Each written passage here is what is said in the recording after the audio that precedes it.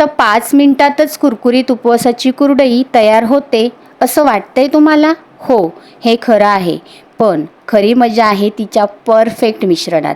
आज मी तुम्हाला दाखवणार आहे साबुदाणा आणि बटाट्यापासून बनणारी अशी कुरडई जी उन्हात वाळल्यावर इतकी फुलते की पाहूनच तोंडाला पाणी सुटेल बरं का. शॉर्ट व्हिडिओमध्ये तुम्ही फक्त फायनल रिझल्ट पाहिलात, पण लाँग व्हिडिओमध्ये मी एकही गोष्ट लपवलेली नाही आहे.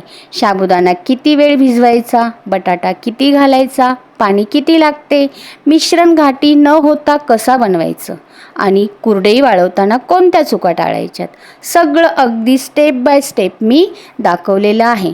खास करून त्यांच्यासाठी ज्यांची कुरडई बिघडते. पण माझी ही ट्रिक वापरली तर अजिबात कुरडई बिघडणार नाही, अगदी बाजारापेक्षाही छान फुलून येईल. आणि हो, ही कुरडई फक्त उपवासासाठी नाही, तर सध्या मुलांची सुट्टी चालू आहे, तर मुलांच्या सुट्टीत, पावसाळ्यात किंवा चहासोबत खायला पण एकदम भारी लागते बरं का.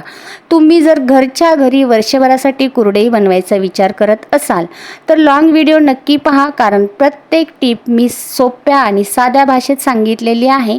चला तर मग आता लगेच लाँग व्हिडिओवर भेटूया आणि बनवूया कुरकुरीत पांढरी शुभ्र आणि एकदम परफेक्ट बटाटा साबुदाणा कुरडई.